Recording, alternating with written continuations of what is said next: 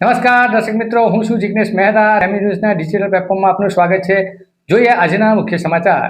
સુરત ગ્રામ્ય જિલ્લામાં થોડા દિવસોના વિરામ બાદ મેઘરાજાએ ફરી ધમાકેદાર એન્ટ્રી કરી છે.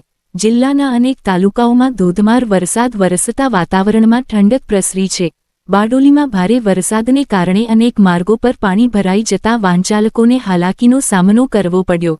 સુરત ગ્રામ્ય જિલ્લાના ઉમરપાડા, માંડવી, બારડોલી, કામરેજ, પલસાણા, ઓલપાડ, અરેઠ અને માંગરોળ સહિતના વિસ્તારોમાં ધોધમાર વરસાદ વરસ્યો હતો.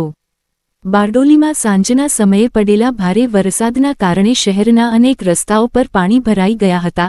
ખાસ કરીને આશાપુરી માતા મંદિર નજીક અને આરટીઓ કચેરી પાસે રોડ પર પાણી ભરાતા વાહનચાલકોને મુશ્કેલીનો સામનો કરવો પડ્યો હતો.